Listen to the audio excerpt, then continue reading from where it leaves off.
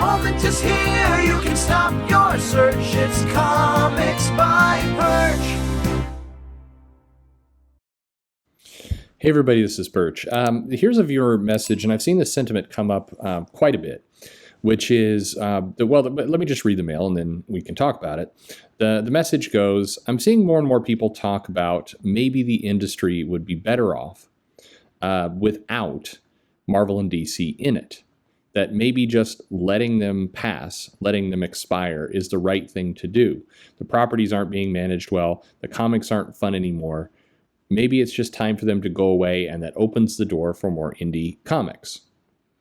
I've seen a lot of people talk about this, so that's the message. There's some other stuff in there, but that's the core question.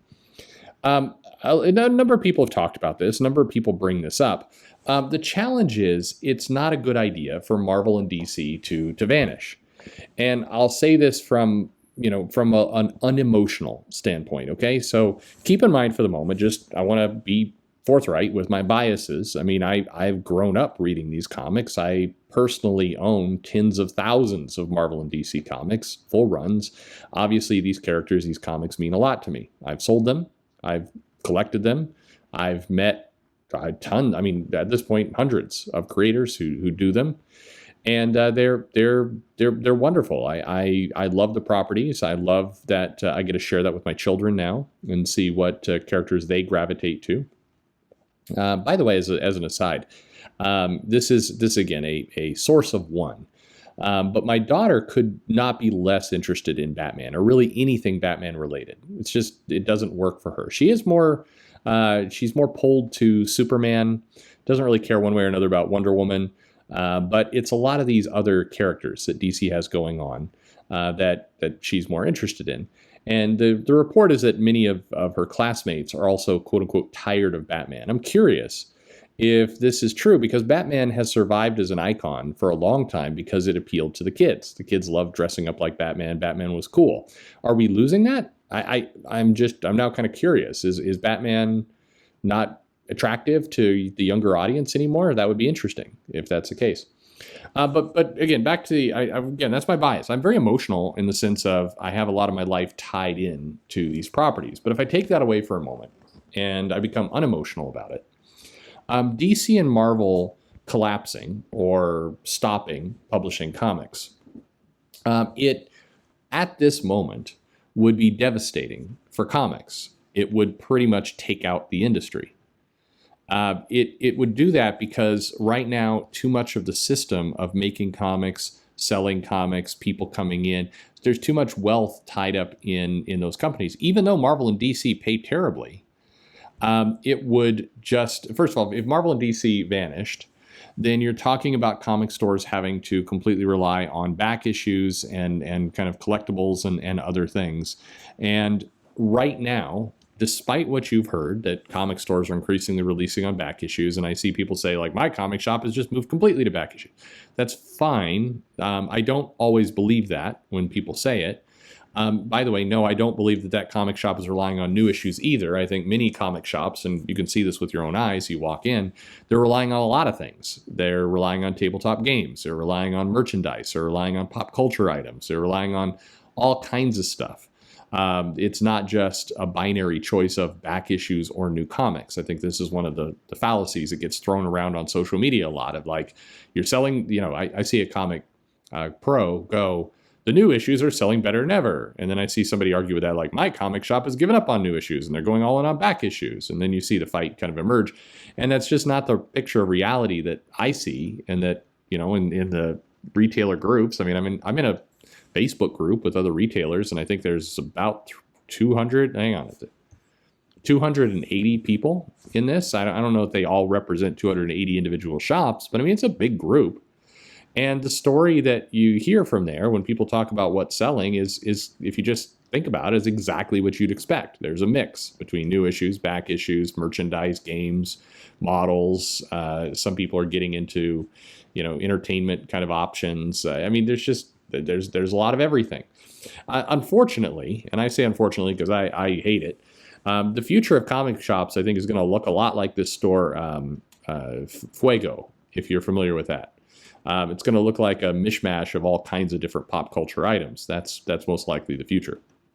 But regardless, if Marvel and DC stopped and there was no new content coming out from them, nothing in the world of comics, then it pivots to back issues, and that would sell for a while, but it would effectively end new development. It would start to erode the back issues. Eventually, the collectors would have what they want. It would turn into a niche market, more so than it already is. It would also start to erode the merchandise and some of the auxiliary things. Now, some of these properties will still get carried by the movies and by the MCU and by other stuff, but I mean, the movies can only move at their own pace as well. So merchandise involving characters that haven't been converted to the screen would start to suffer. It would have a bad effect. And the other factor is, on two fronts. One, these comic companies, Marvel and DC, are profitable. I don't know why people will argue that fact sometime. They are making a profit. It could be a bigger profit. It should be a bigger profit. But they're not running at a loss. Some comics do. Some individual comics do operate at a loss, but by and large, both these companies are running profitable.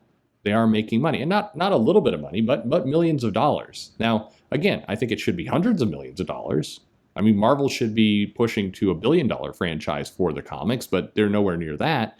But I mean, they're definitely making millions of dollars, tens of millions of dollars. Probably in some cases with Marvel, it nurses above that if you start to pull in graphic novels and licensing deals for books and other things. But anyway, so there's not really an incentive for Marvel and DC to stop, regardless of what people on YouTube or social media say. There's not this compelling reason for them to quit. But for the industry as a whole, if they went away, then what happens? Well, suddenly you've got a lot of talent, or you have a lot of people who do comics flooding the marketplace.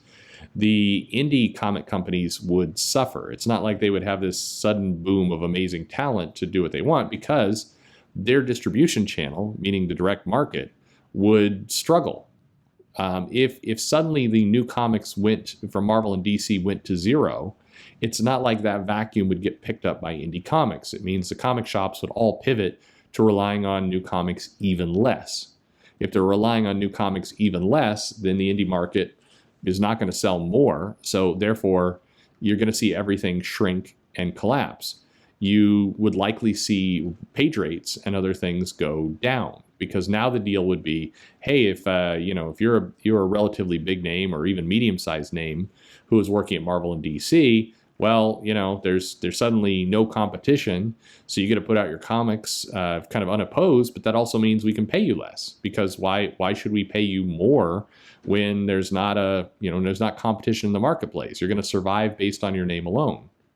Now, in some ways, that part would be semi-healthy, because you would see true talent kind of rise up. It would take a while. It'd take a couple of years, but you would see kind of who actually has a name, who can bring customers and who can't. If it's not subsidized through a larger company, so that would be a sort of a plus, but there would be so much blood and damage getting there. It would be very, very rough to get to that point. And I think if you're in comics, you should not be rooting for that option. That is the nuclear option. That is the everything goes completely south option. The likely scenario, and I say this from other industries, if the two major players suddenly vacate it, like we have seen in some cases for music, and we saw it for games in the 90s, we saw this occur. That usually spells disaster for everyone else. It's not like, hey, the two big giants are gone and the small boats rise. It usually means the overall market sinks and everybody goes down. So, I mean, I've heard some people say, let Marvel and DC die, and then these people doing crowdfunding books will rise. History shows us that's unlikely how it would happen. If you look at kind of business and history and trends, it usually doesn't work out that way. In fact, the opposite. Usually kind of interest in the space starts to wane. It becomes harder for small companies to acquire new customers and to get new people in. And they basically have to hang on to the customers they have and hope that they can keep them engaged and interested. But if suddenly there's a vacuum in the marketplace, it becomes harder to do that as well. So generally, no, it would not be a good thing. I think if you're wanting change, if you dislike kind of what the big two are doing, then you should be hoping for a management change. You should be hoping for a bigger shift in kind of their overall strategy, which in fairness for Marvel, we are likely to get. I mean, we had this delay because of the pandemic, but Kevin Feige is going to make some changes. Again, they may not be good or bad. When somebody says, I'm going to make changes, that doesn't mean things get better, could get worse. But there's definitely changes coming. I think, as I've said before, if Marvel, or rather, if Disney decided to get out of the comic business, they would pivot and they would start licensing to a company. And so you wouldn't see Marvel Comics go away. You'd see a different company in charge of making them, but they would probably look about the same as they do now. So, I mean, this is one of those things where it sounds good from a revenge standpoint. If you are really angry about the comics, you're like, I hate these comics. I just wish the people who made these comics I hate, I wish they would just go away. Well, I get why you would say, let's blow it all up. But it's really not a good outcome for anyone, for you, but not good for others. And chances are it would hurt a lot of these indie groups a lot more than help them, because the industry is just built that way. Now, hopefully, over the next 10 years, we can see some indie groups come up. We can see some retail shops figure out a better place to be, and we can overall reduce the dependency on these guys. So if they did disappear, it wouldn't be a big deal. But today, it still would be, and I think rooting for that option is ultimately rooting for a lot of disaster in unintended places. So that's what I think anyway. Let me know your thoughts in the comments below if you agree, disagree, whatever you think. And thanks for listening.